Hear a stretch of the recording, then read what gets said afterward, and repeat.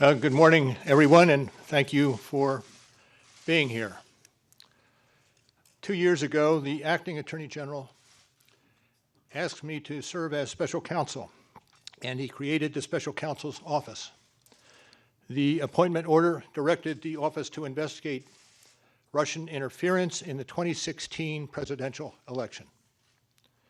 This included investigating any links or coordination between the Russian government and individuals associated with the Trump campaign. Now, I have not spoken publicly during our investigation. I'm speaking out today because our investigation is complete. The Attorney General has made the report on our investigation largely public. We are formally closing the special counsel's office, and as well, I'm resigning from the Department of Justice to return to private life. I'll make a few remarks about the results of our work. But beyond these few remarks, it is important that the office's written work speak for itself. Let me begin where the appointment order begins, and that is interference in the 2016 presidential election. As alleged by the grand jury in an indictment, Russian intelligence officers who were part of the Russian military launched a concerted attack on our political system. The indictment alleges that they used sophisticated cyber techniques to hack into computers and networks used by the Clinton campaign. They stole private information and then released that information through fake online identities and through the organization WikiLeaks. The releases were designed and timed to interfere with our election and to damage a presidential candidate. And at the same time, as the grand jury alleged in a separate indictment, a private Russian entity engaged in a social media operation where Russian citizens posed as Americans in order to influence an election. These indictments contain allegations, and we are not commenting on the guilt or the innocence of any specific defendant. Every defendant is presumed innocent unless and until proven guilty. The indictments allege, and the other activities in our report describe, efforts to interfere in our political system. They needed to be investigated and understood, and that is among the reasons why the Department of Justice established our office. That is also a reason we investigated efforts to obstruct the investigation. The matters we investigated were of paramount importance. It was critical for us to obtain full and accurate information from every person we questioned. When a subject of an investigation obstructs that investigation or lies to investigators, it strikes at the core of their government's effort to find the truth and hold wrongdoers accountable. Let me say a word about the report. The report has 2 parts, addressing the 2 main issues we were asked to investigate. The first volume of the report details numerous efforts emanating from Russia to influence the election.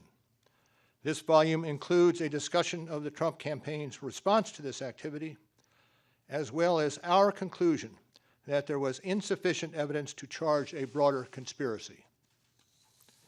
And in the second volume, the report describes the results and analysis of our obstruction of justice investigation involving the president. The order appointing me special counsel authorized us to investigate actions that could obstruct the investigation. And we conducted that investigation, and we kept the office of the acting Attorney General apprised of the progress of our work. And as set forth in the report, after that investigation, if we had had confidence that the president clearly did not commit a crime, we would have said so. We did not, however, make a determination as to whether the president did commit a crime. The introduction to the Volume 2 of our report explains that decision. It explains that under long-standing department policy, a president cannot be charged with a federal crime while he is in office. That is unconstitutional. Even if the charge is kept under seal and hidden from public view, that too is prohibited.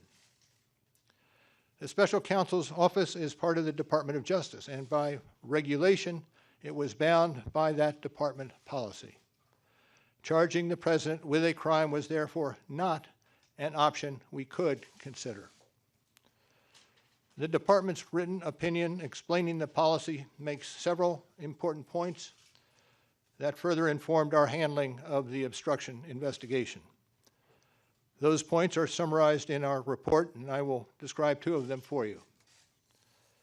First, the opinion explicitly permits the investigation of a sitting president because it is important to preserve evidence while memories are fresh and documents available. Among other things, that evidence could be used if there were co-conspirators who could be charged now.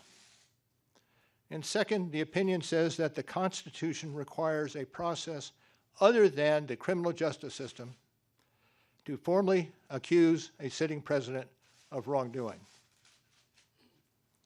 And beyond department policy, we were guided by principles of fairness. It would be unfair to potentially accuse somebody of a crime when there can be no court resolution of the actual charge. So that was Justice Department policy. Those were the principles under which we operated, and from them we concluded that we would not reach a determination one way or the other about whether the president committed a crime. That is the office's final position, and we will not comment on any other conclusions or hypotheticals about the president. We conducted an independent criminal investigation and reported the results to the Attorney General, as required by department regulations. The Attorney General then concluded that it was appropriate to provide our report to Congress and to the American people. At one point in time, I requested that certain portions of the report be released. The Attorney General preferred to make the entire report public all at once, and we appreciate that the Attorney General made the report largely public, and I certainly do not question the Attorney General's good faith in that decision. Now, I hope and expect this to be the only time that I will speak to you in this manner. I am making that decision myself. No one has told me whether I can or should testify or speak further about this matter. There has been discussion about an appearance before Congress. Any testimony from this office would not go beyond our report. It contains our findings and analysis and the reasons for the decisions we made. We chose those words carefully, and the work speaks for itself. And the report is my testimony. I would not provide information beyond that which is already public in any appearance before Congress. In addition, access to our underlying work product is being decided in a process that does not involve our office. So beyond what I've said here today and what is contained in our written work, I do not believe it is appropriate for me to speak further about the investigation or to comment on the actions of the Justice Department or Congress. And it's for that reason I will not be taking questions today as well. Now, before I step away, I want to thank the attorneys, the FBI agents, the analysts, the professional staff who helped us conduct this investigation in a fair and independent manner.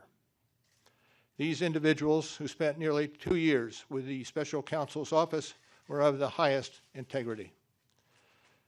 And I will close by reiterating the central allegation of our indictments, that there were multiple, systematic efforts to interfere in our election. And that allegation deserves the attention of every American. Thank you for being here today.